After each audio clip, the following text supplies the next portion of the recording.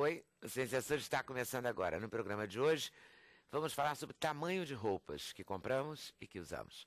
A Associação Brasileira de Normas Técnicas e a Associação Brasileira da Indústria Têxtil e da Confecção estão estudando a padronização das roupas. O engenheiro mecânico têxtil, Silvio Napoli, vai falar com a gente sobre esse estudo, um estudo para padronizar as roupas brasileiras. Roupa, a gente logo pensa que Ronaldo Fraga vai falar sobre isso, né? Estilista da melhor qualidade. Mas hoje ele vai falar principalmente sobre o Rio São Francisco. Tema da exposição, um Rio brasileiro, que ele montou a partir de uma viagem que fez pelo Velho Chico. Vamos conversar com Ronaldo Fraga sobre a exposição que já esteve em São Paulo, em BH. E claro que vamos falar de moda, né? Até porque não resistiremos. A vida e a obra da artista plástica Cristina Oiticica estão no livro Contando a Arte de Cristina Oiticica, que foi escrito por Patrícia de Luna. Vamos conversar com Cristina e com Patrícia sobre arte e vida. Benita Prieto, produtora cultural, vai falar sobre o Simpósio Internacional de Contadores de Histórias, um projeto que já está na 10ª edição, que é um sucesso todo ano e que começa amanhã no Rio de Janeiro. E esse ano a Benita, ela sempre sugere pessoas encantadoras para virem aqui no programa, sobretudo ligadas ao Simpósio de Contadores de Histórias. Esse ano, Benita está sugerindo o ator Antônio Rocha, um dos participantes do simpósio. Vamos conhecer um pouco da história dele, que mora nos Estados Unidos, conta histórias utilizando vários recursos, inclusive a mímica. Para a realização desse programa, contamos com a participação de vocês, nossos debatedores fixos, por telefone, por fax, por e-mail, pelo Twitter, por o tambor, eventualmente, por que você quiser, pelo meio que você quiser.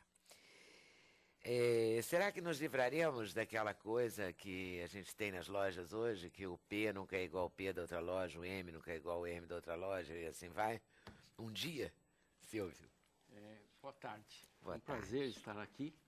Que bom para nós realmente, essa é uma ideia e é um pensamento que nós temos, realmente sim. A primeira coisa que é muito importante se colocar para todos é que esse trabalho feito pela ABNT, Associação Brasileira das Normas Técnicas, ela tem como característica principal não ser obrigatório. Ela é um trabalho voluntário que serve para se nortear as confecções brasileiras em relação aos tamanhos de roupa. Não é padronização, absolutamente, porque isso seria como engessar a criatividade do confeccionista brasileiro. Então, é um trabalho paralelo, é uma referência que nós temos para ajudar as confecções a fazer com que o consumidor possa comprar o seu produto de forma mais regular. Não é uma padronização, não é um tamanho estanque. O tamanho 3 tem que ser assim, assim, assado. É uma forma diferenciada também de se verificar a norma. Não é um tamanho de roupas, é um tamanho de corpo. Todas as normas infantis, que já está pronta a norma. O masculino, que já vai para consulta pública proximamente. E o feminino, que vai entrar o ano que vem, vão ter essas mesmas características. Não tem nenhuma obrigação de que o governo ou algum órgão vá fazer. Mas se tivesse, ajudaria o próprio mercado, né? O próprio varejo. Porque quando a gente chega nos Estados Unidos e você vai lá e fala assim, quero uma roupa 16, ela é 16 em qualquer grife, né? Então Sim. Você pode comprar pela internet. Sim, e nós acreditamos que isso daqui vai ser regulado pelo próprio mercado. A partir do momento que as confecções perceberem as vantagens que tem em adotar essas normas, uma vai fazendo, a outra vai fazendo também, a outra também. Você acha que o próprio mercado se autorregulamentará nesse sentido? Se regular tranquilamente. Não pode ser obrigatório, porque senão teria que ser fiscalizado. E essa fiscalização teria que ser feita por um órgão de governo. E isso seria totalmente impossível de se fazer. Portanto, é uma forma que nós já temos, já estamos oferecendo ao mercado essa ideia e essas sugestões para que, junto com a roupa, saia um tag informando exatamente que aquela roupa veste uma pessoa que tem uma determinada medida de corpo. Isso já vai facilitar profundamente esses problemas de diferenciação de tamanho. O mundo inteiro trabalha dessa forma. Pois é. E nós, brasileiros, não podemos Pensei que a gente fosse trabalhar igual o mundo. Eu estava toda animada. E certamente nós vamos chegar a esse ponto. Não vai ser mas não vai ser dessa vez. Né? Eu não acredito que seja imediatamente, mas é um trabalho paulatino, não é de uma hora para outra, mas o mercado certamente vai fazer com que todas as confecções brasileiras vão fazer isso. Por isso que nós começamos com a parte infantil, que é a mais simples, e deixamos para o fim a parte feminina, que certamente é aquela que mais polêmica que vai criar. A infantil tem uma coisa engraçada, assim, mãe é um tipo muito interessante, né? Eu sei porque eu sou. Então, digamos assim, um tipo interessante e um tipo esquisito. Porque fala assim, minha filha já está ótima, já está usando o tamanho 6 anos, ela está com 3, e ela fica orgulhosa, né, do número da etiqueta, não bater com o tamanho da criança, né? Não é isso? É muito doido isso. É muito curioso. Tem a parte triste também, né, E a Leda? parte Que é triste quando tem muitos irmãos, né? E aí você compra o maior, pensa, não, que a criança é pequena e você compra maior, porque vai durar mais tempo, muito. Né? Isso é triste. Também né? tem isso. Também a gente tem sabe isso. que foi assim na nossa infância, Exatamente. né? E o sapato dura mais tempo, você com aquele sapato, né? Largão no pé um tempão. Ou então a roupa maior que você, porque você herdou da sua irmã mais velha. Essa tristeza toda. Ô, Ronaldo, você acha que isso pode incentivar de alguma forma, você que trabalha no mercado, nesse mercado de moda e roupa? Isso vai organizar demais o setor. Aliás, eu tenho ouvido isso já tem 10 anos. Sabe? Eu não vejo a hora que isso realmente... Por isso que eu achei que finalmente fiquei toda animada. Porque é um problema muito sério. Eu acho que a indústria... Vamos lembrando que a indústria têxtil e confecção no Brasil hoje é a segunda que mais emprega, depois da indústria alimentícia. Né? Mas, no entanto, nós ainda temos raízes muito próximas, que tem um lado poético, que é lindo, mas no lado prático industrial ele é complicado, que é a história da roupa sob medida. Muitas confecções começaram dessa forma, então vestindo para aquela cliente, o tamanho daquela cliente. E muitas pessoas dizem assim, não, minha medida é essa, minha cliente tem essa medida e pronto. Quem quiser se adaptar, vai se adaptar a ela. Mas eu acho que no infantil isso é mais complexo, é muito, muito difícil. Eu também tenho 2 filhos e eu sei que um tamanho 10 nunca é um tamanho 10. E você não entende se o tamanho 10 é simplesmente a numeração ou é a idade. Porque as pessoas sempre associam a idade. Então, eu acho que onde a coisa é mais complexa e mais difícil, por onde o projeto vai estar, a proposta está começando. Começamos realmente pelo infantil. São 14 medidas de gradações, digamos assim. Dados referenciais por tamanho da criança.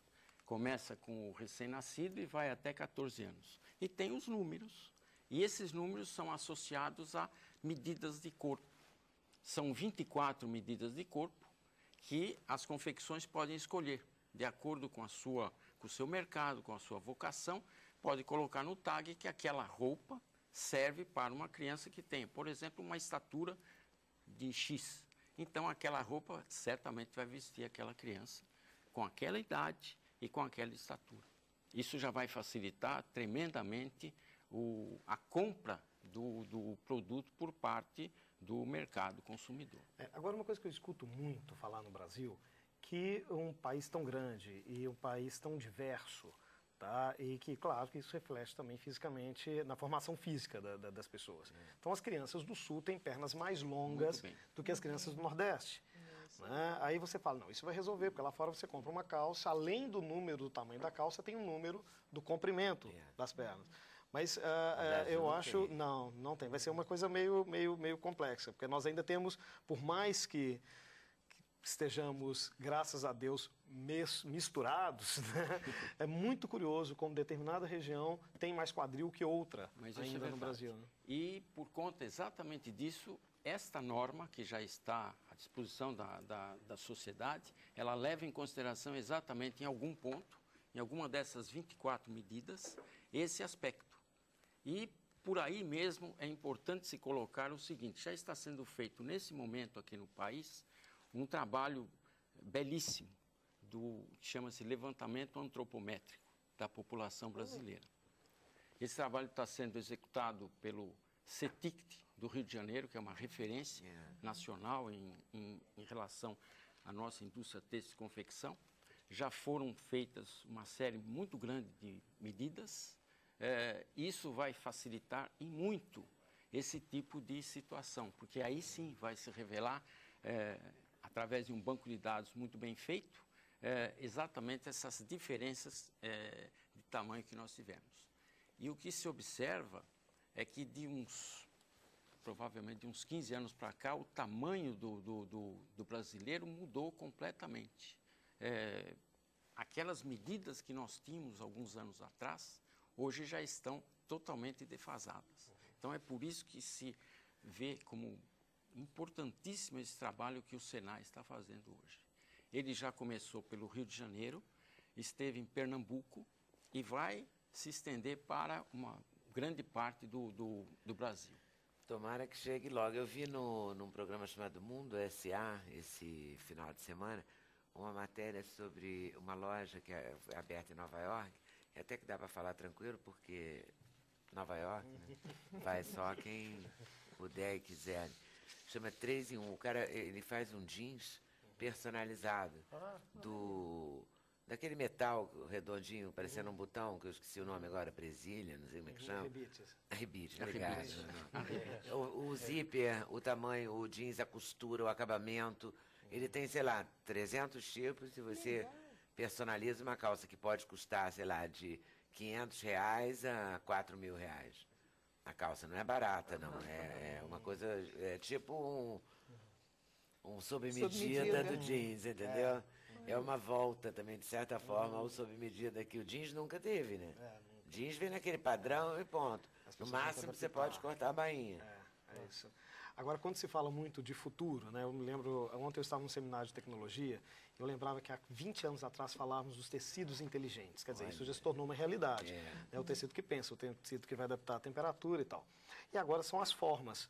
Né, dizem que no futuro, você vai comprar uma roupa e você vai definir a cor dessa roupa, a cada usada, não sei como, e a estampa, e também a forma. Então, quer dizer, a própria indústria do luxo tem pontuado muito essa volta, não da roupa sob medida como era antigamente, de ir à loja de tecido, comprar fazenda, desenhar, levar no modelista, na costureira. Não é isso, mas é quase isso. É algo que vai para o seu corpo, para adaptar o seu corpo, feito para as suas medidas. Lembrando, gente, que hoje é o seguinte, eu tenho uma confecção e eu sei que eu vejo na loja, o busto do tamanho 38 não é um busto do tamanho 38. As 7 entre 10 estão turbinadas.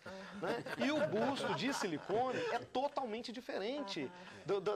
Ela é tão uma subida, uma coisa assim, que é uma história. Levanta a roupa. A mesma coisa, manequim de prova. Quando você vê os manequins, e quando você vê os manequins de prova, né, ainda tem o colo. Agora nós começamos a produzir. Ainda tem um colo dos anos 50, né, que é um colo dos anos 50, que ele desce uma história assim. Então isso é um problema para quem faz essa roupa mais próxima do corpo. Por isso é que nós deixamos as confecções femininas para o fim. Porque a gente já sabia que ia dar literalmente pano para manga. Literalmente. Haja pano, né? Haja pano. Peças de pano, metros e metros, isso vai rolar. Porque é muito difícil. Isso é uma coisa difícil. E as lojas, pelo menos as que eu conheço, não tem assim mais... Porque antigamente tinha uma pessoa nos fundos da loja, não sei como é que você, na sua loja, você trabalha, mas... Os ajustes. Aí levam 7 dias, aí vão para a fábrica. Aí, né... É tudo muito... Não, e as pessoas querem para agora, é claro. Momento, né? Lógico. Eu fiz uma coleção, eu fiz um desfile, que foi o GIS, cujo tema era abandono e desamparo, era inspirado numa obra do Álvaro Apocalipse, né, um mentor do Giramundo.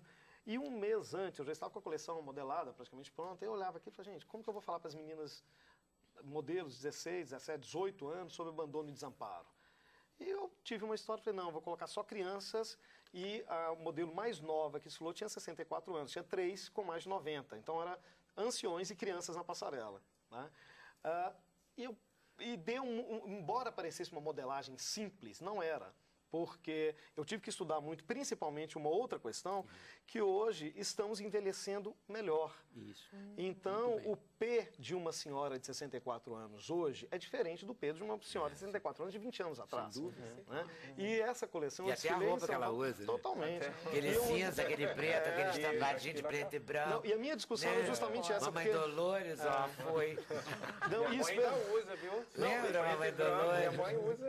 Mas ainda, eu acho que está tendo essa virada agora, porque ainda a pessoa no Brasil com mais de 65 anos, da noite para o dia, se torna invisível aos olhos da sociedade, uma coisa impressionante. E no dia seguinte eu desfilei a mesma coleção no México com modelos normais. Então não tinha nem tempo de fazer outra coleção. Então eu tive que provar a roupa. Eu provava a roupa numa senhora, tamanho P, e numa menina, modelo, tamanho P na confecção. Era super divertido isso. E foi um aprendizado. Né? Deu certíssimo. Claro que a minha roupa... não tem nada para fazer de desafio. Ele faz isso, ele desafia a modelo para usar. Não, já não basta o desafio da coleção. Em outro país também. Foi confusão. Mas tem histórias bárbaras, até das provas de roupa, das histórias. Como eu falei, tinha 3 senhoras com mais de 90 ali, né? Então, a prova de roupa, de ter aquele casting de 30 pessoas, de senhoras e senhores, foi, se eu falasse assim, gente, eu não desfilo mais, eu paro aqui, nem vou apresentar esse desfile, já teria valido a pena naquele dia. E essa história, claro que a minha marca, e é uma coisa que eu gosto, dessa sensualidade sugerida, não é uma marca caracterizada pela essa roupa justa e próxima do corpo. E o que é mais difícil, porque esse trabalho de transposição de pence, transposição de volume, é uma coisa que você não vê. Né? É uma coisa que dá muito mais trabalho, porque senão vira simplesmente um pacote. Né? Exato. Essa é a preocupação de não engessar a criatividade dos confeccionistas, dos estilistas e tudo mais. Essa foi uma das primeiras preocupações que todos nós tivemos quando começamos a trabalhar com isso. E realmente isso vai ser preservado sem dúvida nenhuma. Por isso também que nós não podemos, em hipótese nenhuma, pensar em um dia tornar qualquer tipo de, eu não gosto de falar padronização, de referenciais de roupa, como algo obrigatório.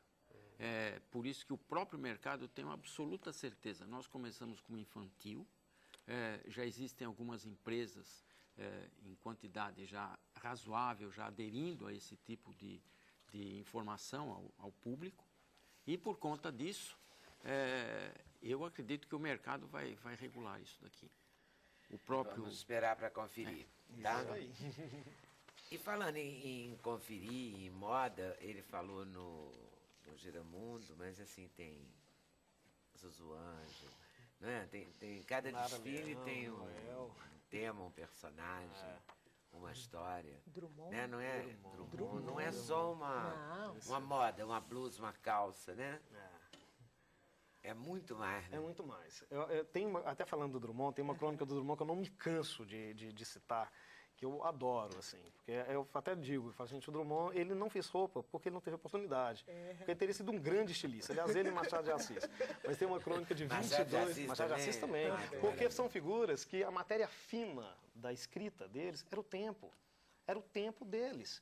Então você consegue entender esse tempo nas nuances mais delicadas, mais sutis, através da escrita. E a moda é isso, ou deveria ser. Né? Mas tem uma crônica que ele escreveu em fins de 22, ainda sob pseudônimo de Antônio Crispim, no Diário de Minas, que dizia assim: nessa estação a moda nos traz péssimas notícias. Os comprimentos estarão mais longos, seremos privados das lindas pernas das moças no bonde ao fim da tarde. Mas nem tudo está perdido. Porque quando desce um comprimento dos vestidos, desce também a altura dos decotes. Então, assim, eu falo assim, com essa crônica do Drummond, você fala, gente, moda é isso. Vai descer comprimento, vai vir decote V. Vai subir comprimento, vai virar ombro a ombro. Vai vir explosão de cor, aguarde, porque vai vir geométrico na próxima. Depois do geométrico vai vir flores. Então, tem uma coisa cíclica para fazer com que a indústria da moda funcione, que você nem precisa ir para Paris para poder imaginar o que vai ser lançado, com pequenas, raras surpresas. Agora, se você tem isso fácil, o que é difícil? Tá? O difícil, e eu acho que é o desafio do nosso tempo, é essa essência que poucos vetores de comunicação e de apropriação cultural têm no mundo moderno, que é de estabelecer esse diálogo com outras frentes, esse caráter interdisciplinar, a moda em diálogo com outras frentes. Por isso que toda vez que eu leio alguma coisa, que eu me emociono com um livro, alguma coisa, meu vetor de comunicação é a moda. Eu fico doido para trazer para uma coleção. E traz mesmo. Mais recente. O mais recente foi Noel Rosa. Né? O Noel, na edição passada, no verão, também era um desejo antigo, e as pessoas perguntavam também, como perguntam sempre, mas o que o Noel tem a ver com moda? Eu falei, gente, o Noel conseguiu fazer uma coisa que é tão difícil a moda conseguir. Né? O cara conseguiu colocar crônica e poesia na escrita, na música. Quer dizer, antes de Noel, ninguém escrevia como ele escreveu, ninguém fazia música como ele fez. Seguramente, se não fosse Noel, o Chico não seria como é, o Caetano não seria como é, Arnaldo Antunes não seria como é. Então, essa característica de crônica e poesia, que é a face mais marcante da música brasileira, veio com a Noel Rosa. E eu falei, gente, e a moda é isso, ela não pode ser só crônica, né, que é a vida real, ela também não pode ser só poesia, que é a blusa de 3 braços. Né? E o Noel fez isso muitíssimo bem. E o que o São Francisco pode contribuir, já contribuiu e ajudou você a se inspirar? Bom, o São Francisco, ele desde a minha... São Francisco Rio. O Rio, isso. O velho Chico. O velho Chico. Bom, eu tenho uma relação com o São Francisco, começou na infância. Meu pai, todas as vezes que ele tinha um momento de respiro, de férias e tal, ele ia para alguma região do São Francisco. E eu cresci sempre com a mesma fala, você tem um lugar lindo no Brasil, qualquer lugar, às margens do São Francisco. E toda vez que ele ia, a gente esperava ansiosamente, não só pelos peixes gigantescos que ele trazia, mas principalmente pelas lendas, pelas histórias. Então, as histórias que nos faziam dormir eram as histórias do Rio São Francisco. Aí, meu pai faleceu muito cedo, meu pai tinha, 42 anos quando ele faleceu. O Rio São Francisco continuou muito vivo na minha memória. Então, em 2007, 2008, no auge da discussão da polêmica transposição, eu falei, gente, está na hora de ir ao Chico. E eu odiei isso durante muito tempo, porque eu morria de medo do Rio São Francisco real não corresponder com a minha memória imagética. Eu não queria destruir aquilo, não queria destruir as histórias, os cheiros, os gostos que meu pai me passou. Mas eu falava assim, gente, eu tenho que me posicionar. No Brasil não se falava outra coisa, e aquilo era um incômodo. Eu falei, não, eu vou ao São Francisco. Eu fui à Nascente, depois eu fui para Pirapora, depois eu fui à Bahia, e resolvi fazer uma coleção, que foi o desfile de 2008. E foi exatamente ou mais até do que meu pai contava, porque aí eu fui entender o porquê das histórias, o porquê das coisas, o porquê da cor, e principalmente uma outra coisa, que além do Rio São Francisco ser o rio que mais desperta afeto nos brasileiros, ali cor, comida, música, bicho e história é uma coisa só. Então, muito mais do que um desastre ambiental no Rio São Francisco, é um desastre cultural. Você está falando da ancestralidade e formação do povo brasileiro. Então, a coisa é muito séria. Aí eu fiz o desfile, aconteceu o desfile em São Paulo, o desfile despertou maior atenção, desfilamos no Chile, desfilamos no México, toda a parte iconográfica de croquis foi exposta no Museu de Arte Contemporânea de Tóquio. Eu pensei, né, pronto, eu liquidei minha fatura com São Francisco. Mas não. Eu ouvia em lugares diferentes do Rio, em que eu estive, que o ribeirinho falou assim, cuidado, porque todas as vezes que alguém bebe a água do São Francisco, o rio nunca mais sai de você. Você volta sempre. Né? E aí, quando foi 2 anos atrás, ano retrasado, em 2010, me deu vontade de continuar. Eu falei, não, São Francisco não é uma coisa para entrar na moda. É uma discussão urgente, é uma discussão do nosso tempo. Mas eu não queria fazer outra coleção. Eu queria fazer algo que falasse para um público maior, que não falasse para interessados em moda, que não falasse só para designers, mas que falasse para crianças, que falasse para velhos, que falasse para todas as classes sociais, que as pessoas entrassem e entendessem, através da minha viagem em particular, claro, uma das faces do Rio São Francisco. Aí nasceu a ideia da exposição, que seria uma exposição itinerante, né, como está sendo. Começou por Belo Horizonte, São Paulo e agora o Rio de Janeiro. E o que você fez na exposição? Você pintou, você fotografou? Então, essa história do Rio também era outra história.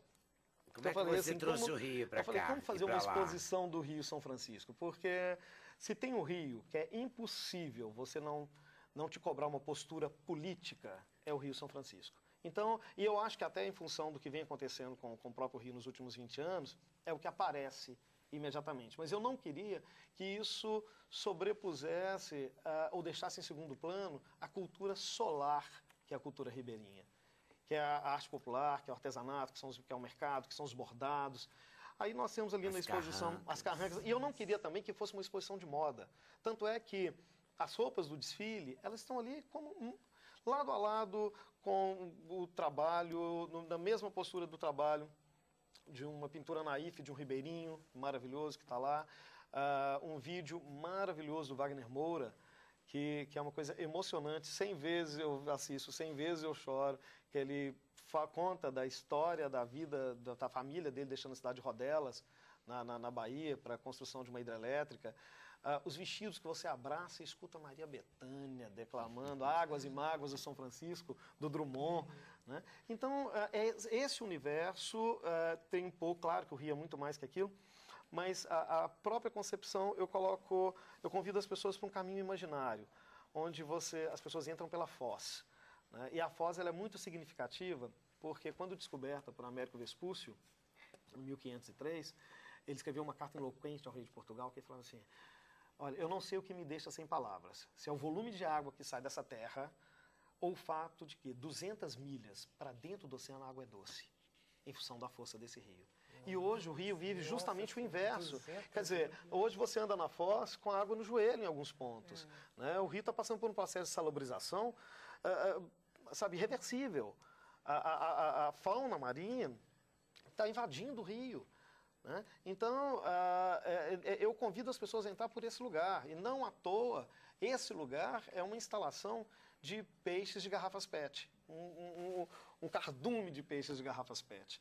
Né? E você entra e todo o percurso ele é feito como se fosse o Convés do Benjamin Guimarães, né? Que é o único barco a vapor que sobrou, que ainda é em atividade turística, mas está lá em um pequeno trecho na cidade de Pirapora. Meu Deus, é lindo. Como é que eu vou mostrar isso? Será que a gente tem um VT? É maravilhoso. A gente tem um VT, um vídeo narrado pelo Ronaldo com imagens. Aí aqui tem os croquis, tem desenhos, e tem um universo gráfico. Eu acho que o universo gráfico e musical do São Francisco, ele revela muito que cultura é essa e que rio é esse. E uma outra coisa, esse projeto, Oleda, eu digo que ele cresceu e ficou muito mais forte do que eu esperava, e muito maior do que eu esperava. Tá? É uma exposição grande, não é uma exposição barata, é uma exposição difícil desse processo de circulação. Do Rio de Janeiro, ele fica 3 meses aqui, daqui ele está indo para Brasília. De Brasília, pegamos o caminho do Nordeste, espero que Salvador, Recife. E no final, eu pretendo doar a exposição inteira para uma cidade ribeirinha, para quem sabe começar aí um memorial ao Rio São Francisco, que nós ainda não temos. Olha, e uma coisa que eu acho que foi muito legal e que foi muito bacana... Primeiro que a exposição nunca é itinerante, o que é um erro. Você entrevista uma pessoa, vai lá na exposição, a exposição é linda, você fica emocionado assim, só Rio, só São Paulo, só Belo Horizonte, dá uma tristeza Mas isso. é tudo tão caro. É tudo muito e sabe o que difícil, acontece? né? Essa logística desse custo Brasil que sabemos, todo mundo sabe aqui no seu setor, que um simples SEDEX de uma bordadeira lá do interior de Pernambuco para chegar em Belo Horizonte, além de ser uma distância oceânica, é uma fortuna. Então você pode imaginar o que é uma exposição, o que é levar uma exposição dessa forma. Né? Então só tem que ser pirado mesmo, desvairado. Quando eu vi lá em São Paulo, eu falei, quando eu vi o material, eu falei, será que não vem para o Rio de Janeiro? Eu estou tão feliz, Ronaldo.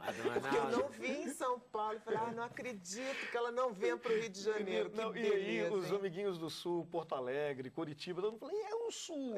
Então tem uma coisa que eu achei que na prática eu vivi, e isso tem sido muito legal, que é todo mundo se vê em algum lugar dela, em algum ponto dessa cultura ribeirinha, que é a cultura da formação do povo Todo brasileiro. mundo encontra o seu Tem uma ponto. história que é muito interessante, porque os portugueses, eles morriam de medo, claro, né? Imagina, você chega de ver um rio daquele cheio, saindo água, eles imaginavam que ia ter as sucuris gigantes, né? Ia devorar todo mundo.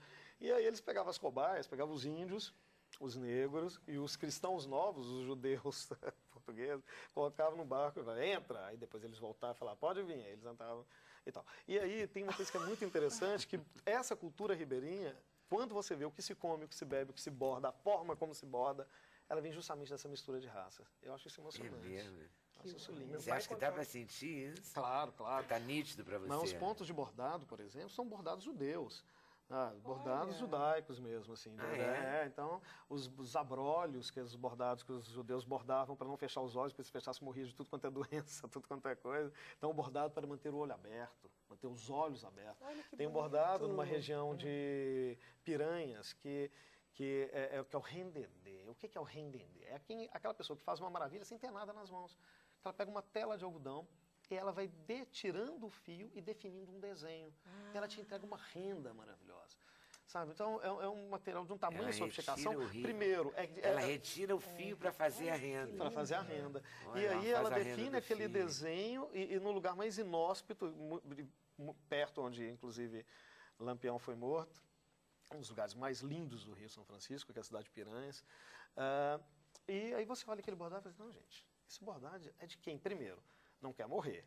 Quem borda isso está adiando a morte, né? Então são os judeus bordando lá, dando truque na morte. E outra coisa que é um bordado de resistência, sabe? E a cultura ribeirinha é uma cultura resistente. Aliás, essa resistência, né? Porque sabe que dá uma pena, Ronaldo, que a gente vai por esses lugares, por essas cidades, e é tão trabalhoso fazer uma coisa dessas, e aí vai um turista e não dá valor para aquilo dali. Às vezes é comprado por tão barato, né? Eles têm que vender tão barato para poder subsistir, né? É muito triste. Hoje tem um problema muito sério. Você ainda acha que o brasileiro dá menos valor que o turista estrangeiro? Não, eu estou falando do turista de modo geral, e brasileiro principalmente. Mas o problema do Brasil... O estrangeiro fica encantado com essa renda. O brasileiro fala, aquela renda ali que tem ali. A coisa de pobre feita para pobre. A história do artesanato da cultura popular no Brasil é isso. Porque para entender isso, e o que é isso? Nós estamos falando de ancestralidade. Para entender ancestralidade, depende de cultura. E na nossa formação, nunca a nossa educação foi atrelada à cultura nesse país. Verdade. Sabe? Aí que para entender essa história e fazer essa leitura, demanda outras leituras. E aí tem um outro problema, que é um agravante, que são as distâncias oceânicas desse país. Então você tem uma distância oceânica entre o artesão e um designer, que num encontro respeitoso, tá? Às vezes é o tamanho de um jogo americano, às vezes é um desenho, às vezes a fibra, um pequeno detalhe, esse produto se torna um produto competitivo. Um produto incrível. E toda vez que o designer encontrou o artesão, o produto que surgiu quase sempre é deslumbrante. O Brasil é rico nisso. Verdade. Porque o nosso artesanato é barro. Maravilhoso. Não é? Às vezes a pessoa está aí, a pessoa é muito criativa, é um artista da terra mesmo, né? Não, e é maravilhoso. Porque quando você fala Só assim... que quando chega o designer, ele dá um... Claro, e às vezes assim, é um ajuste, né? Que É um projeta olhar, para um né? outro lugar. É um olhar sobre Eu fiz um aquilo. trabalho uma vez no Agreste Pernambucano e a cidade borda muitíssimo bem, que é a cidade de Passira. E, no entanto, quando eu cheguei, eles bordavam o mesmo desenho. Para o infantil era uma minhoquinha com uma sombrinha, para o coisa uma florzinha e tal. E aí, teve um dia que eu estava fazendo um trabalho com as meninas e um lugar que o índice pluviométrico é baixíssimo, elas estavam super felizes porque o céu estava carregado e que ia chover. Eu falei, vamos bordar nuvens de chuva. E começamos a bordar nuvens em pontos de sombra, sabe, com os respingos e tal. E aí, uma lindinha olhou para mim com o olho cheio d'água. Eu falei, o que foi? Ela falou assim, eu nunca pensei que eu poderia bordar o que eu vejo. Nossa, que lindo. Aí eu falei assim, você pode muito mais, você pode escrever bordando.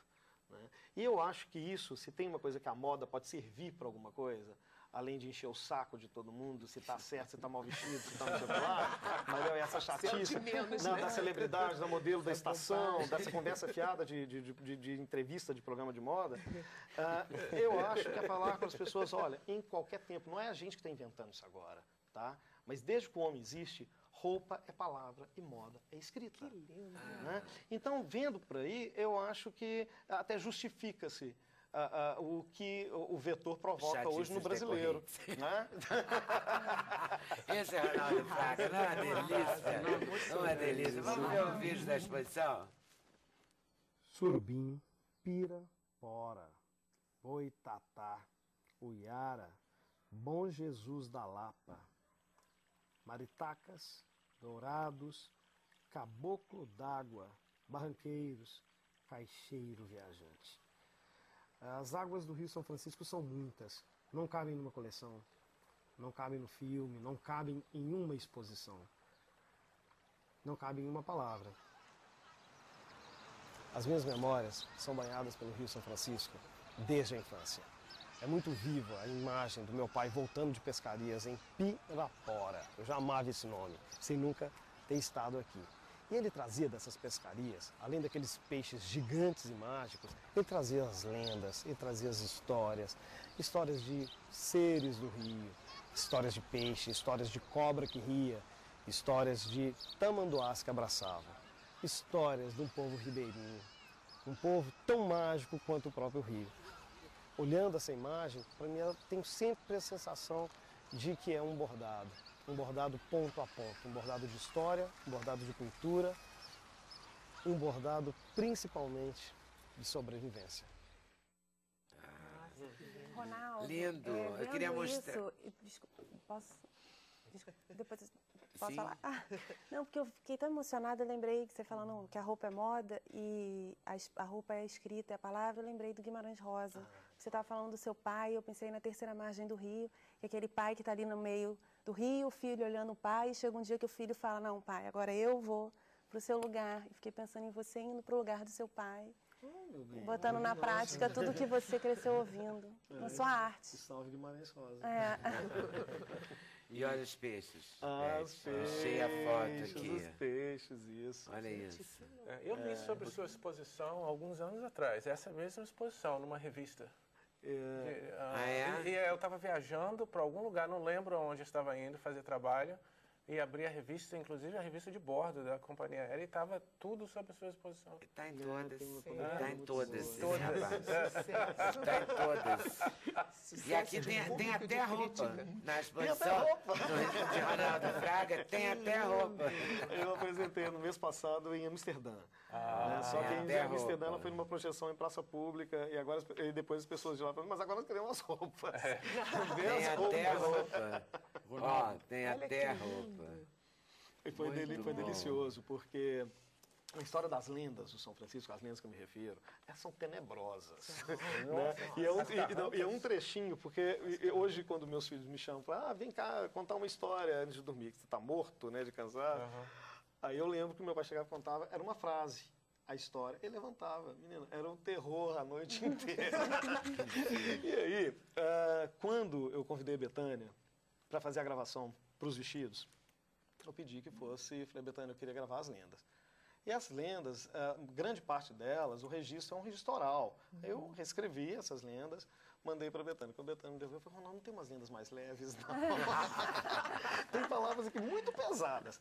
E aí, porque, na verdade, os índios contavam essas lendas para as crianças para que elas respeitassem o rio, né? Que elas soubessem o limite do rio, que elas ficavam soltas às margens do rio, e falavam que a idade para se ter medo era na infância, que na idade adulta elas conquistavam a coragem. Aí depois a Betânia, ela ficou com muito terror com essas lendas, eu lembrei do Drummond e entrou. E as carrancas, né? As carrancas das embarcações são... Para espantar os maus espíritos. Haja carranca, hein? Olha, acho que estou precisando ir em São Francisco, adquirir umas carrancas. Vamos. Intervalo, voltamos já já. Sem censura, um programa da TV Brasil.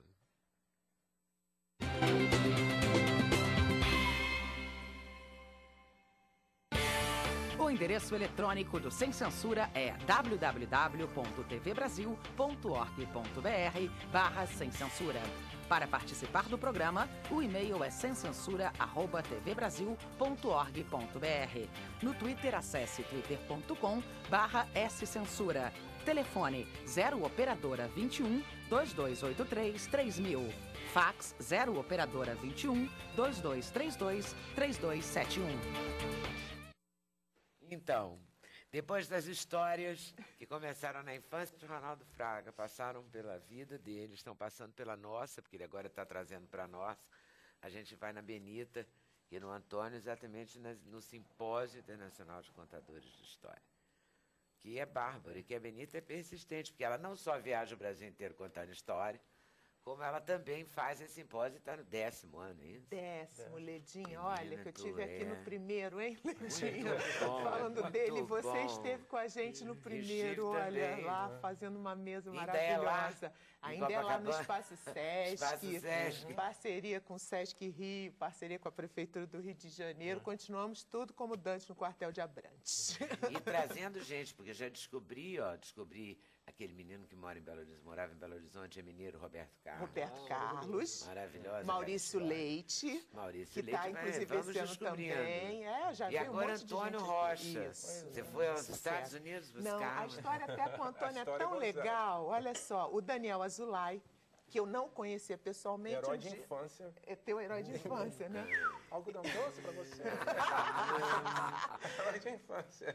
Então, um dia eu fui participar de um encontro de leitura e eu não conhecia. Quando eu fui falar, Daniel, eu tenho vontade de que você vá ao simpósio, ele falou, e eu tenho vontade de te apresentar um amigo meu dos Estados Unidos, que é brasileiro, está há 23 anos radicado fora do Brasil, é um sucesso, já viajou não sei quantos países, é um excelente contador de história. Aí me deu uma fita videocassete, que ele já estava com ele há 4 anos para me entregar. O dia que ele encontrasse comigo, ele falou, eu sabia que hoje você viria aqui e trouxe.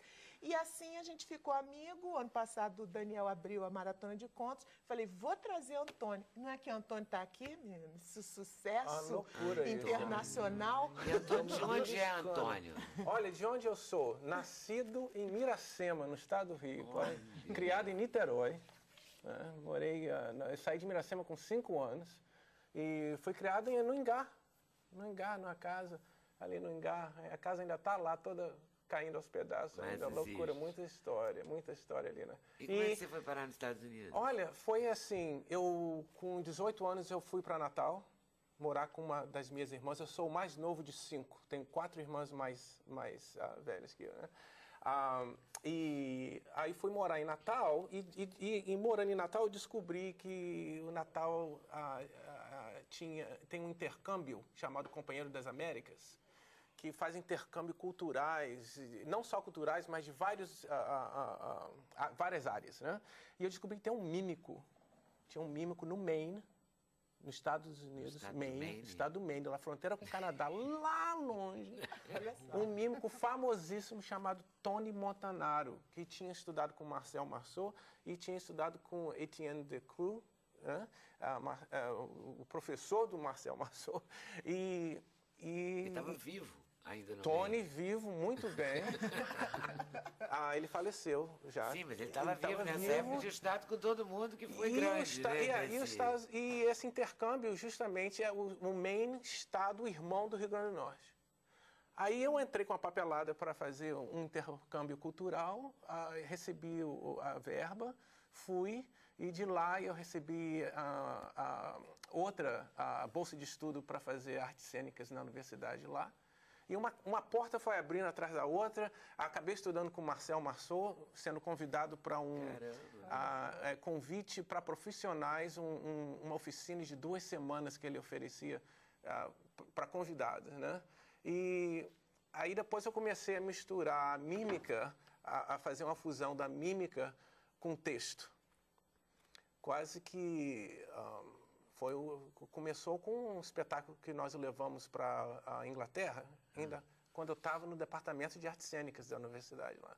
E o diretor falou, não dá para levar cenário, tem que ser uma coisa bem simples, bastante... E você faz... Porque era um espetáculo de estudantes, então a gente ia levar um espetáculo da universidade para outra universidade, né? Aí ele falou, eu quero que você me ajude a dirigir, por causa da sua mímica, eu quero que você coloque uns adereços de expressão corporal, de mímica, para criar a ilusão das histórias. Eram histórias de Mark Twain. Então começou a minha fusão, a brincadeira, né, de falar e fazer a mímica, né? E aí eu comecei a fazer isso e fui fazendo em festivais locais, em escolas. Aí as pessoas falaram, você está contando histórias, você é um contador de história. Eu falei, ué, o que é contador? Eu não estava a par do movimento que já vem acontecendo há mais de 40 anos, a renascença do contador de história, no caso, né? Nos Estados Unidos tem mais de 200 festivais dedicados somente ao conto. E o maior deles é no estado do Tennessee, que é chamado o Festival Nacional de Contadores de História, que chega a ser atendido por 8.000 pessoas que vão para escutar histórias de diversas maneiras, né? Aí foi assim que meu trabalho... Tem coisa melhor no mundo. É incrível. Eu passo a vida aqui escutando história. Pois é. E adoro isso. É fora de série. É fora de série. É a melhor coisa que tem. Aí fui convidado já para apresentar... Contar a história também é bom? É demais. Olha, um dos momentos mais, assim, fora de série da minha vida é quando eu estou contando uma história. Entrar na viagem da história. Porque a história tem uma entidade, é incrível, tem uma personalidade na história. E quando você é dada permissão pela história, a história te dá a permissão de você entrar na dela, você entra naquele mundo da história, e aí tem o contato que você faz com o público, né? Porque o lance de contar, que é um tanto diferente da interpretação no palco de uma peça, a energia está entre os atores, né? E a plateia está ali recebendo. O contador de história, a energia está entre o contador e a plateia. Né? O ping-pong está ali, né? Com a plateia. E com a história. Então, é um triângulo. Essa triangulação. Você tem a história, tem um contador que tem uma intimidade com a história já, que por alguns minutos vai criar uma intimidade com a plateia para passar essa história. Que a história vai passar a morar com a plateia dali para frente. Né? E o objetivo é a pessoa na plateia, daqui a alguns anos, lembrar da história. Sem necessariamente, às vezes, nem lembrar do contador. Mas a história... Esse é o grande lance. E aí você conta história em inglês? Conto história em inglês, português e sem língua também. Eu faço contos com a linguagem de expressão corporal, mímica, né? Então, num espetáculo de 2 horas, eu tenho histórias de várias durações, né? Você não tem uma história pequenininha para contar aqui, não? Tem. Eu posso contar. Ó, inclusive, é a história mais pequena do meu repertório. Dá para fazer em 35 segundos. Nossa, um homem pronto para TV. E é uma história que eu conto entre histórias longas. Só para dar um ar de quase uma vinhetinha, né? Uma vinhetinha. Agora, tem um efeito sonoro, eu trabalho com efeitos sonoros também. E esse eu criei tem mais ou menos 2 meses. Então, eu gostaria de ensinar todo mundo aqui para vocês fazerem a sonoplastia da história, porque essa história se passa na mata. É a história da borboleta. Né? E a sonoplastia é simplesmente isso aqui, ó, com a mão em cima.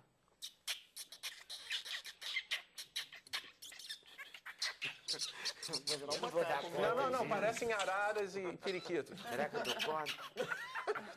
Eu não dou conta. Bom, aqui está a história. Aqui está a história. História da borboleta. Bem simples.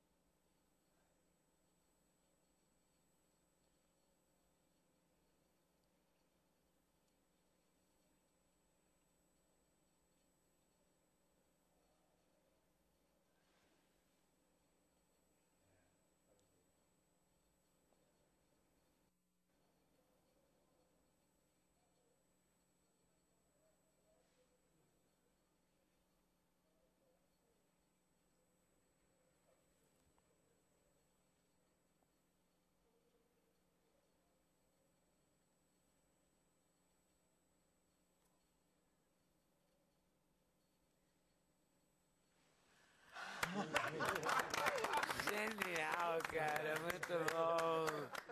Muito bom. É uma pequena história com 3 movimentos básicos, praticamente, né? E muito bem bolado, né, meu filho? Fala sério.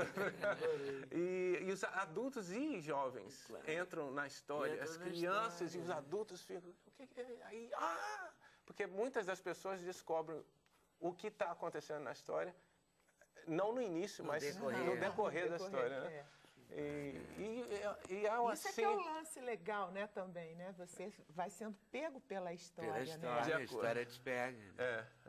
E é um sonho estar aqui com você, Leda. Imagina, mas é um sonho. Eu estava assistindo o teu show, eu vim visitar minha mãe, que mora em Natal. Ela tem 88 anos. Eu sentei na sala com ela e falou, vem assistir o Sem Censura. Eu adoro a Leda. Ganhei o dia total. Aí eu sentei, assisti, eu já te conhecia. Já tinha visto os seus programas várias vezes, né? Mas esse dia ela estava assim, sentada na sala, eu estava correndo com as minhas 2 filhas, minha esposa, né? Aí ela falou, vem cá, senta aqui comigo, vamos assistir a Leda. Aí eu assisti e agora... você Olha tá só aqui, que né? loucura, uma loucura do tempo. E ela tá vendo a gente? Ela tá assistindo. Tá assistindo. Vamos dar uma abração para Dona Lourdes. Dona Lourdes, um beijo carinhosíssimo, parabéns pelo seu filho, maravilhoso. Não é? Porque Dona Lourdes tem que ficar muito orgulhosa. Tem que ficar muito orgulhosa. E a gente tem que conhecer, né, essas pessoas maravilhosas que estão fora do Brasil, né? E que a gente não Suas conhece. filhas nasceram lá. Graças a Benita, minha Benita madrinha que inventa, né? Minha madrinha. Ela é boa de invenção também. Minhas filhas. E o repertório de história com as suas filhas? Qual é a idade delas? Olha, eu tenho uma filha com 15 anos, que é uma cantora fora de série, já recebe cachê e tudo. É incrível. E tem um vozeirão, Gabriela, é de 15 anos. E Josefine, é de 10 meses.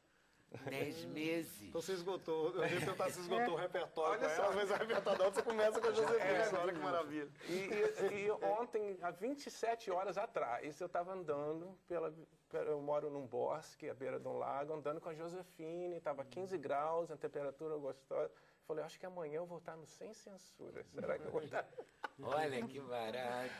Ronaldo também tem filhas. Né? Não, 2 meninos. 2 meninos. E você conta? Eu conto então, com quantos anos? 8 e 10. Graciliano está com... O Graciliano com 8 e o Ludovico com 10. Gente, Graciliano. Graciliano, Ludovico, muito bom. Mas o meu repertório de história, por isso que eu estou ouvindo a história, porque o meu repertório, às vezes, aí eu pego um livro para ler e falo assim, não, eu não quero história lida, eu quero história contada. História de boca, O meu pai História contava de uma história para mim do Rio São Francisco. Eu quero até que você me dê uma ajuda aqui, porque ele era chefe de escoteiro. O papai faleceu há muito tempo atrás. E uma das coisas que ele fazia era ser chefe de escoteiro. Ele falou que demonstrou aos meninos, os escoteiros, a piranha consumindo um burro em 4 minutos. Em 4 minutos. E era uma história que ele contava para mim quando eu era menino, indo numa barca no Rio São Francisco. Coisa assim. Agora, eu não sei se é mito dele. Não sei se é 4 minutos contados. Eu sei, Eu sei da burro de piranha, que ela detona um boi. Rapidinho. É incrível. Então é verdade a história. E aí tem esse DVD, é um DVD de contos. Eu escalei Kilimanjaro quando eu fiz 40 anos. Olha e que coisa. fui convidado para contar histórias num vilarejo na África, né? Aqui são as crianças. São as crianças da África. E você foi? Eu fui, contei histórias. Eles é que me contaram mais do que eu contei para eles. Me trataram como uma dignidade, assim... Dançaram, me deram esculturas que estavam fazendo há meses, porque sabiam que eu vinha. Você entendeu? E aí eu fiz o DVD inspirado nessa viagem e recebi um prêmio ouro da Associação de Críticos que são Parents' Choice. Parents' Choice é a escolha dos pais, né?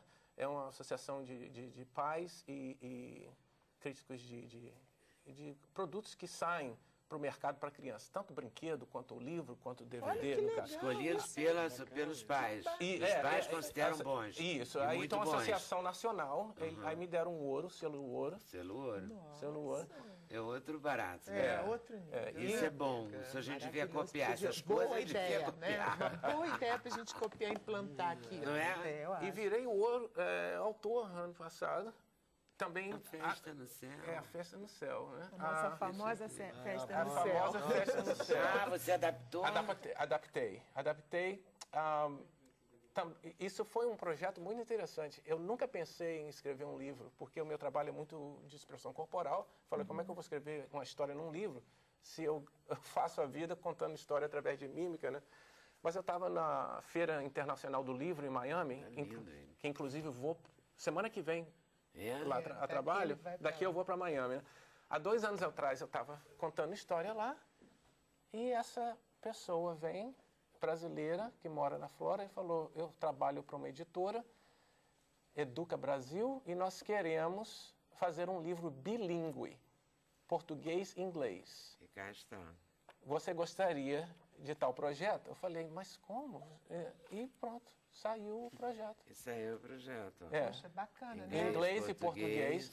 O português não é uma tradução do inglês e nem vice-versa. É um jeito de contar em inglês a mesma história contada em português. E tem diferença ao contar em português e inglês para você? Tem. Você sente diferença? Tem, enorme. Hoje você já acha que conta tal qual? Não, o inglês eu estou lá há 23 anos. Eu falo mais inglês do que português agora. Mas o jeito, assim, tem, muda. As palavras são diferentes. O jeito da língua não é a palavra, é o jeito de você se comportar quando você fala aquela língua. É incrível como é que é. E tem lugares que eu vou que eles falam, você tem que contar a história em português e inglês ao mesmo tempo. Mas é uma viagem... Isso é alguma gincana? É uma viagem louca, né? Então, assim, há muito tempo atrás, there was a boy, e o menino estava andando pela... Aí eu vou misturando o inglês com o português. Que maravilha. Pode misturar um pouco para a gente ouvir. Mistura só para a gente ouvir. Tem a pantera, eu faço os animais, né? Tem um menino que é perdido, é uma história ecológica que eu conto, que ele se perde na floresta amazônica e quer ajuda dos animais. E ele encontra com a onça. E ele escuta a onça e a onça aparece. Então ele escuta primeiro.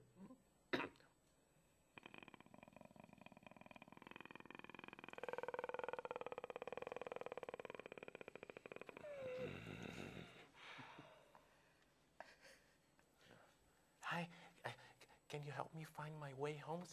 Você pode me ajudar a achar o caminho para minha casa? Aí vai assim, né? Assim, numa frase só entra o inglês com o português. Que bacana, aí, né? Isso são pedidos de contrato, no caso. Né? Se não tem nada, eu às vezes jogo, né? Sim. E assim eu vou, já apresentei em Japão, também, Singapura. Né? Japão, Singapura. Japão, Suécia, Áustria, já fui 10 vezes à Áustria. De Miracema para o mundo, de Natal para o mundo, né?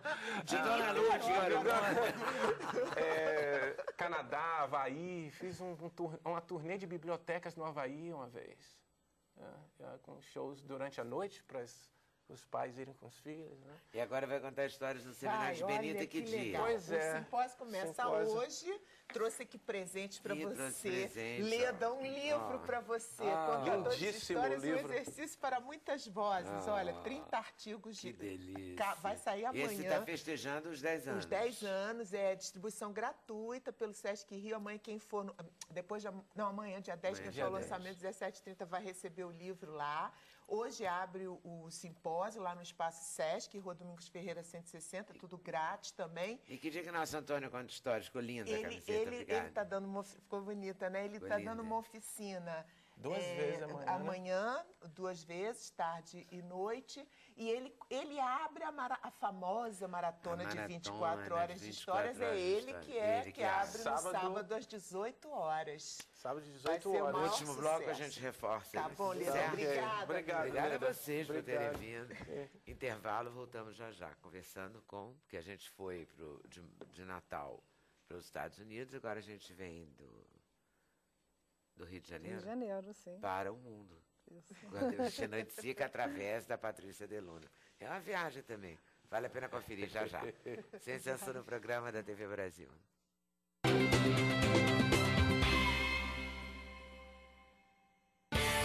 O endereço eletrônico do Sem Censura é www.tvbrasil.org.br/sem censura.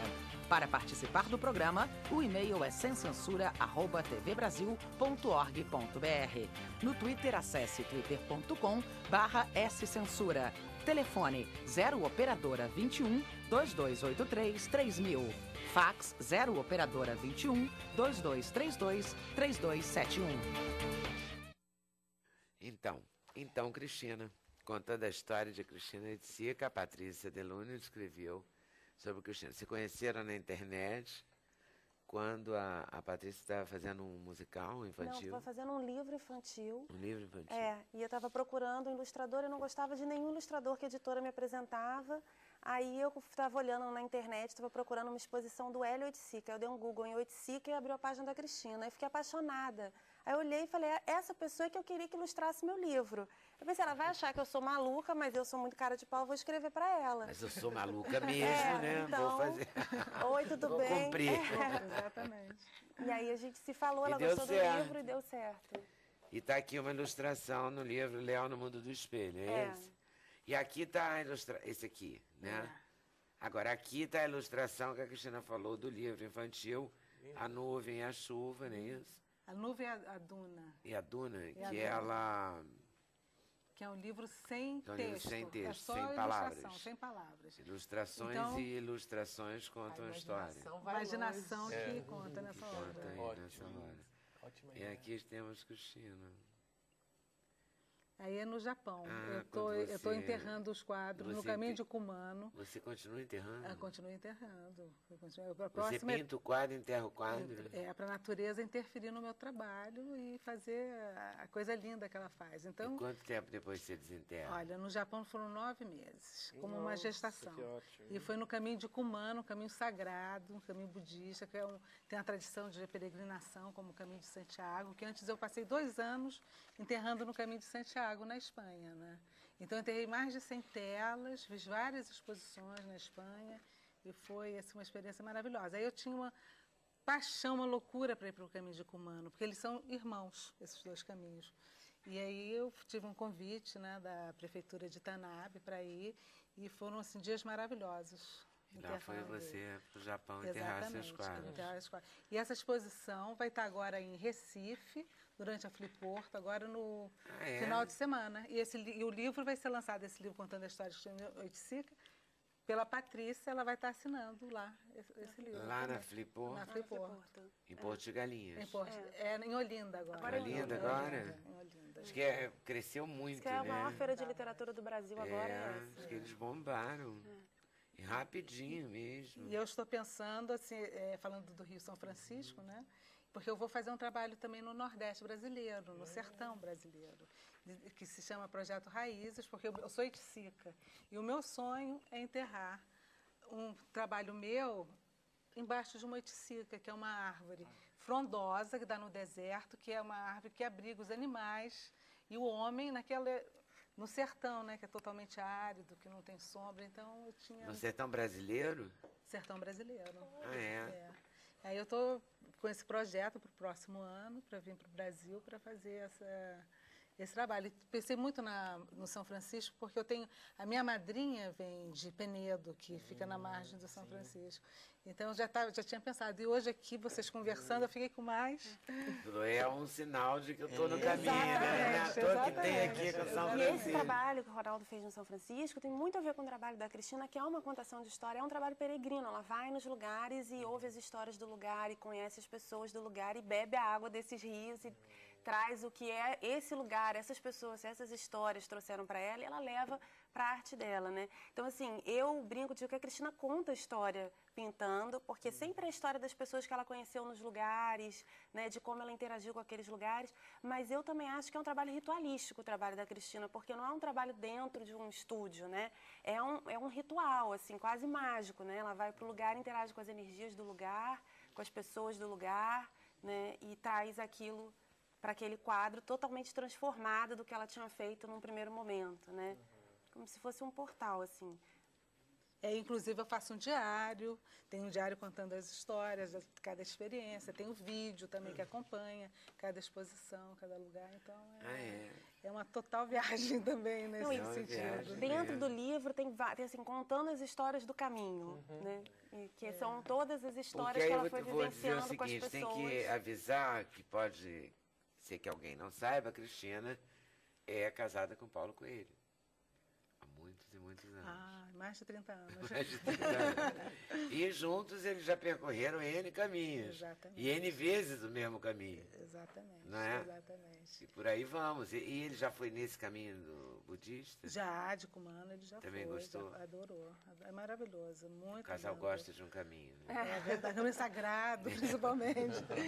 Mas toda a terra é sagrada. Eu estive na Amazônia também, deixei na selva também durante um ano. Lá, e a interferência assim, foi total no trabalho, porque as raízes... que é a interferência? As raízes das Por plantas... exemplo, na Amazônia, as raízes entravam por dentro do tecido da tela, modificando todo o desenho. Outra deixei em cima de uma árvore muito alta, e aí nasceu um galho e rompeu uma parte do quadro por causa desse crescimento. Então, eu tenho a foto antes e a foto depois do quadro na árvore. Então, é a interferência do sol, da chuva, da terra. Eu deixo dentro de rios também. Então, realmente é um total trabalho com a natureza. E eu gosto muito de mexer com a terra também. Para mim é um grande prazer. E com as pessoas também. Eu que gosto da parte da contação de história. Tem uma história que eu adoro, que a Cristina está no caminho de Santiago. E tem um templário que resolve que vai ajudar ela a enterrar o quadro fazendo um ritual templário. Então, eles fazem um coração no chão, ele leva a espada dele e depois do ritual você enterra os quadros, né? Então, essa interação com as pessoas e com a história de cada um que faz parte, assim, dos quadros, eu acho que faz o quadro quase uma coisa viva, né? E que não dá para reproduzir, é Você único. não conhecia o templário, aí o templário aparece lá, enterra seu quadro. Eu conheci um alquimista também no caminho de Santiago, que ele trabalhava com umas pedras e ele triturava. Era uma coisa, um trabalho lindo que ele fazia. Então ele me deu um pouquinho de cada que eu falei, amanhã eu vou enterrar lá no Monte do Gozo, né, que você avista Santiago, eu vou enterrar os quadros, eu vou trabalhar com esse... Só que ele me deu aquilo, eu fui para o hotel. Eu não conseguia dormir de jeito nenhum. Aí eu falei, não, eu não posso usar esse material dele, porque esse é o trabalho dele, eu vou devolver. Eu tirei do quarto às 5 horas da manhã, porque ele tem um contato com extraterrestres, tem toda uma história. E eu falei, não, essa é uma energia que não é para mim, é um trabalho dele. Aí eu, muito delicadamente, mandei devolver tudo aquilo que ele tinha me dado. E nessa noite, quando eu tirei o material dentro do quarto, eu consegui dormir, né? E foi assim. Então, tem muitas histórias muito fortes. Por exemplo, na Amazônia mesmo, as índias, eu trabalhei também com as índias catuquinas, e elas trabalharam nas minhas telas também, fizeram uma interferência. Então, foi uma coisa assim, muito... assim, maravilhoso, muito feminino, né? Porque eu trabalho, a coisa da terra é todo o lado do feminino. Eu sempre trabalhava com esse signo do feminino e não me dava muito conta disso, né? Olha aqui, o estúdio do alquimista era lá o templário. Olha aqui o templário. Olha isso. Aqui o templário. Aí, garoto. Nossa. Boa. E aí a mesa do alquimista, cheia de pedras. E aqui a Cristina desenterrando quadros. Isso é enquanto ela reina. Temos desenterrando quadros, temos enterrando quadros. Participação especial da natureza, né? Total. E eu não sei o que eu vou encontrar, hein? Na natureza, né? Ela vai botar isso na ficha.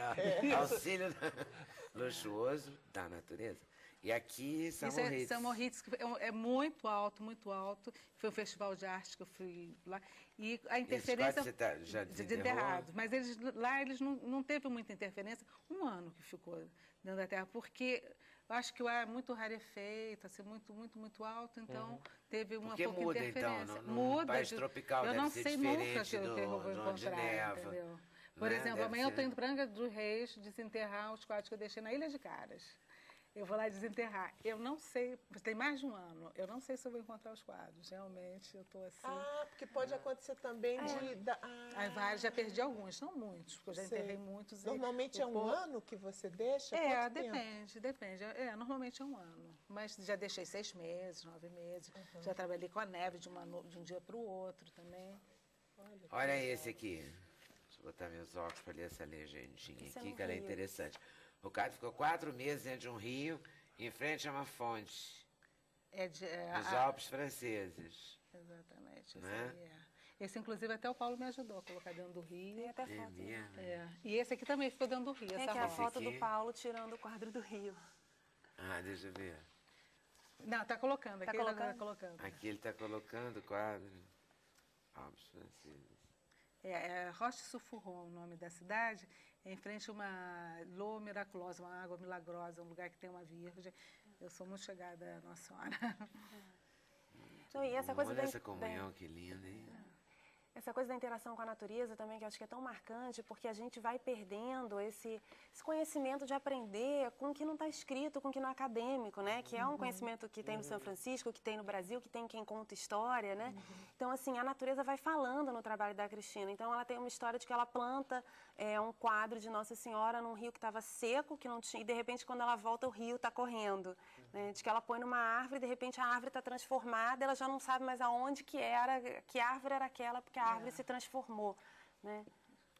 Acontece muitíssimo isso. Muito trabalho com esse trabalho Chega com na pérolas floresta, também, fica interessante, perdida. hein? GPS não adianta. Não sei se hoje em dia tem um GPS mais moderninho. Pra Mas às vezes floresta. que eu usei... esse aqui é das Índias Catuquinas. Esse aqui. Ah, é? Deles. Esse aqui. É. Elas fizeram essa intervenção. Essa intervenção. E elas só fazem as linhas... Tá, que aqui a gente tem um... esse aí com as raízes, esse também da Amazônia. Tá. Também foi... Esse aqui minha série de Índias, bocas. E esse aqui. E ali são uns manequins da Galeria Lafayette, que eu trabalhei com o coração dos manequins, porque eu amo coração, né? Eu amo coração, amo coração. Muito bom. E o livro vai ser lançado quando? Está sendo lançado hoje e na Fliporto. Hoje e na Fliporto, dia 12. Dia 12.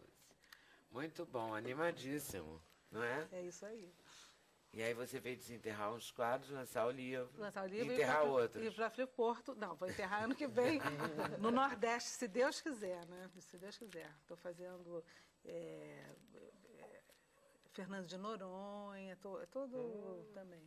Assim, vamos ver. Quando foi que você enterrou o primeiro quadro da sua vida? O primeiro quadro foi pelo seguinte, eu morava num hotel pequenininho, o Paulo é somente um computador, né? E eu preciso de um espaço maior. Então, a gente chegou a essa conclusão e eu tinha uma exposição em Paris com as telas imensas. Aí eu falei, vou para a floresta pintar. E eu comecei a perceber que caiu uma folha, um inseto. A princípio eu vi que tem uma história do acaso, eu acho legal isso, né? Falta de espaço, você encontrou com a natureza. Né? Aí eu falei, não, isso é sensacional, eu vou começar a trabalhar agora com a natureza, enterrar os quadros, porque eles ficam também armazenados na natureza. E eu continuo morando numa coisa pequena, posso morar numa casa pequena. E trabalho ao ar livre, né? Eu vou ter que ir para o intervalo, porque de tanta história que a gente contou aqui, o tempo fez assim, vupt, foi mesmo. A gente volta já correndo. Sem censura, o programa da TV Brasil.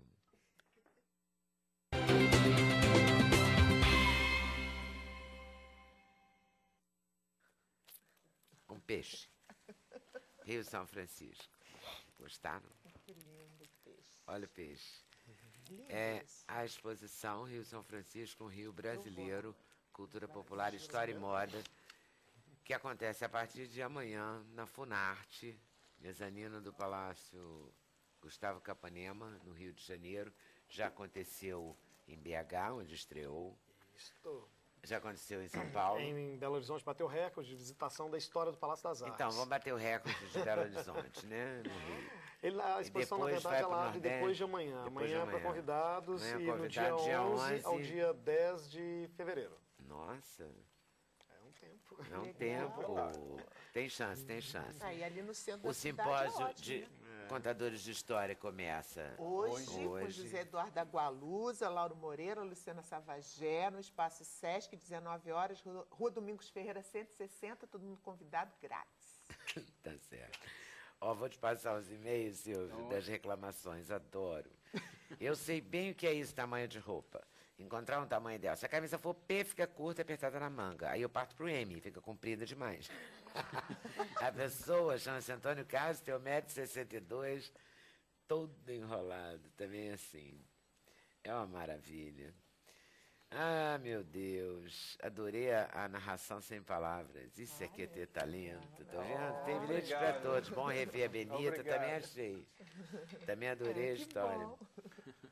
Tem gente que se lembra que lembrou que nem a gente da roupa maior para durar mais. O irmão da Nilva, de Santa Cruz do Sul, do Rio Grande do Sul, ficava fulo da vida. Dizia o seguinte: a gente sempre fica feio, porque quando a roupa é nova, a gente fica feio porque ela é grande. E quando ela serve, ela já está velha, portanto, feia. Que delícia. Então, temos aqui o livro da Patrícia de Luna, que conta a vida da Cristina Oiticica, que vai ser lançado Dia 12 na Fliporto, às 6 horas na Casa JB, né? e vai ser lançado hoje. É uma festa fechada hoje. Ah, hoje é fechado? Hoje é fechado. Então fiquem. Vá à livraria. Olha aqui isso aqui. E temos aqui o nosso Wagner Moura aqui nas casinhas da beira do rio, não é isso? A família do Wagner foi a última família a deixar rodelas. E a TV Cultura, na época, fez um programa sobre essas últimas famílias a deixar rodelas, e essa última família era a família dele. do Wagner. Ele resgatou essas imagens, e o vídeo é ele, o pai e o filho dele, de 5 anos, vendo as imagens e, enfim, remexendo. E aqui as tem memórias. coisas lindíssimas. Olha isso aqui. Mostra pra mim, Alexandre. Olha. Que lindo. Olha que linda essa das malas. Esse é o cinema dentro São das pedaços da exposição, né? Que a Isso, gente está pedaços. mostrando aqui. Digamos assim, pedaços. Tem Emocionante. Vou projeto fechar lindo com de um esse cineasta, quadro. Olha que esse é o quarto. Inácio. Com esse pedaço. Essa sala que eu chamei de a sala do caixeiro viajante, o rio que não existe mais. Então, dentro de cada caixa é de imagem de um projeto que chama Cinema do Rio, no Inácio, que é um mineiro maravilhoso, que passeou o Rio fazendo cinema, parando, certo. montando e apresentando. Muito bem, então agradecendo a vocês por terem vindo, super valeu, muito obrigada. Agradecendo a vocês por estarem nos assistindo. Lembrando que tem reprise às 2 da manhã, avisa aí que a gente vai aparecer de novo às 2. Boa tarde, boa noite, até amanhã se Deus quiser. Valeu.